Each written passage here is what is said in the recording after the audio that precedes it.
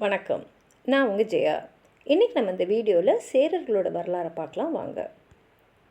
தமிழ்நாட்டில் பார்த்திங்கன்னா சில காலம் சோழர்களும் அவங்களுக்கு அப்புறம் பாண்டியர்களும் தான் திரும்பி எழுச்சி பெற்று வந்தாங்கன்றது தெளிவாக தெரியுது. ஆனால் சேரர்கள் திரும்பி பழைய உச்ச நிலையை அவங்க அடையவே இல்லை. அவங்க ஆட்சி பகுதியாக இருந்த வஞ்சி, துண்டி இந்த பற்றிய செய்திகளும் பிற்கால இலக்கியங்களில் பெருமளவு நம்ம பார்க்க முடியலை. மூவேந்தர்கள் சொன்னாலே நம்ம சேர, சோழர், பாண்டியர் தான் சொல்லுவோம். அதை முதல்ல சேரர்கள்னு தான் சொல்லுவோம்.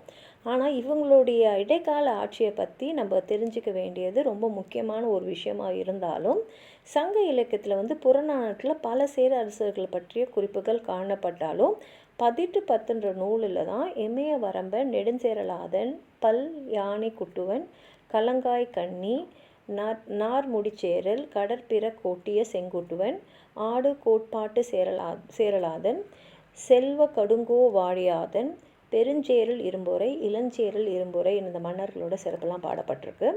சோழ பாண்டியருக்கு இணையாக புகழ் இவங்களும் அந்த காலத்தில் இருந்திருக்காங்க.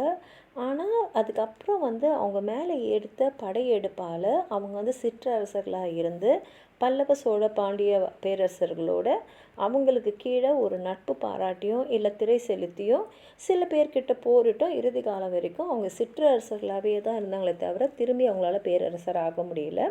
அதுக்கான காரணங்களை நம்ம வரலாற்று பார்வையில் பார்க்கும்போது ஒரு சில மன்னர்கள் அவங்களுடைய போற்றத்தகுந்த செயலால் வரலாற்றில் அவங்கள முன்னிறுத்தி கொண்ட செய்தியை நம்ம பார்க்க முடியுது.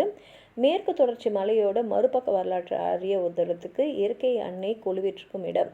அந்த மாதிரி இன்றைக்கி போற்றப்படுற அந்த கேரளம் தான் அன்னைக்கு சேரர்களோட ஆட்சி பகுதியாக இருந்தது. சோழர்களோடும் பாண்டியர்களோடும் பெரிய அளவில் அவங்களுக்கு தொடர்பு இல்லாமல் போனதுக்கு காரணம் இந்த மேற்கு தொடர்ச்சி மலைத்தொடர்னு கூட சொல்லலாம். யவனர்கள்னால் ரோமானியர்களும் கிரேக்கர்களும் தான் நம்ம யவனர்னு சொல்லுவோம். அப்புறம் மற்ற மேற்கத்திய நாடுகளோட அவங்க கடல் வாணிகத்தில் ஈடுபட்ட செல்வ செழிப்பாக இருந்த தொண்டி துறைமுகமும் வஞ்சி நகரமும் சேரர்களோட முக்கிய நகர பகுதிகளாக இருந்தது. சேர நாடானது குட்டநாடு, குடநாடு, கற்காநாடு, வேணாடு, புடிநாடுன்னு 5 அந்த நாடுகளெல்லாம் உள்ளடக்கியதாக இருந்தது.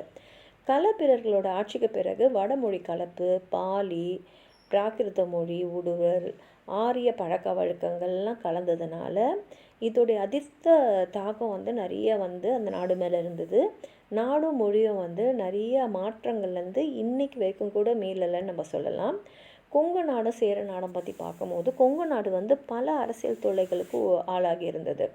மேலை கங்கர்கள், பல்லவர்கள், பாண்டியர்கள் இவங்கெல்லாம் ஒருத்தருக்கு அப்புறம் ஒருத்தர் இந்த கொங்கு நாட்டு மேலே படையெடுத்தபடியே இருந்தாங்க. சங்க காலத்துக்கு அப்புறம் பார்த்திங்கன்னா சேர நாட்டை பற்றின நிறைய செய்திகள் நமக்கு கிடைக்கல.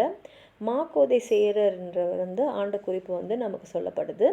சேரமான் பெருமாள்ன்ற பேர் கொண்ட மன்னர்கள் சிலரை ஆண்டு இருந்தாங்கன்றதும் தெரிஞ்சுக்கிறோம். 6ஆம் நூற்றாண்டுலேயே சேர நாட்டில் கிறிஸ்துவ சமயம் காலொன்ற தொடங்கிடுச்சு. கிறிஸ்துவ நிலப்பரப்புகள்ன்ற தன்னுடைய நூலில் காஸ்மாஸ் இண்டிகோ பிளியூஸ்டீஸ்ன்றவர் இதை பற்றி எழுதியிருக்காரு. பாண்டியர்கள் கிபி 8ஆம் நூற்றாண்டு முடிவு வரை சேர நாட்டு ஆய் மன்னர் ஆண்டு வந்த பகுதிக்கு மேலே பல முறை படையெடுத்திருக்காங்க. பாண்டிய மன்னன் அரிகேசரி ஆய் நாட்டு மேல் படையெடுத்தான். அவன் மகன் கோச்சடையான் ரணதீரன் மருதூர் போரில் ஆய் மன்னனை பெரிது வென்று அடுத்து 2 பாண்டிய மன்னர்கள் சேர நாட்டின் மேல் அடுத்தடுத்து போர் எடுத்திருக்காங்க. மாறன் சடையன் ஆய் மன்னனையும் வேணாட்டு மன்னனையும் போரில் வென்றான். வேணாட்டு மன்னனை போரில் கேட்சது மாத்திரம் இல்லாமல் அவனை கொன்று அவனோட யானைகளும் குதிரைகளும் அவன் கவர்ந்து வந்துட்டான். அதற்கு பின் திருவாங்கூர் முழுவதும் ஆய் மன்னர்களோட ஆட்சியின் கீழ் வந்திருந்த சுசீந்திரம், கன்னியாகுமரி இந்த பகுதிகள்லாம் பாண்டியர்கள் கையில் வந்துடுச்சு. அதற்கு பின் பார்த்திங்கன்னா ஆய்க்குளமும் வரலாற்றுலேருந்து மறைஞ்சிடுச்சு. பக்தி இலக்கிய கால சேரர்களை பற்றி பார்க்கும்போது 2 சேர அரசர்களான சேரமான் பெருமாள் நாயனரும் குலசேகர ஆழ்வாரும் அரசகுடி வழி வந்த 2 சமய அடியர்களாக வந்திருக்காங்க. சேரமான் பெருமாள் நாயனார் சைவ சமயத்திலேருந்தும் சுந்தரரிடம் பெரு நட்பும் வச்சுருந்தது அவரோட சுந்தரோட கைலாயம் அடைஞ்ச புராணங்கள்லாம் எடுத்து சொல்லுது.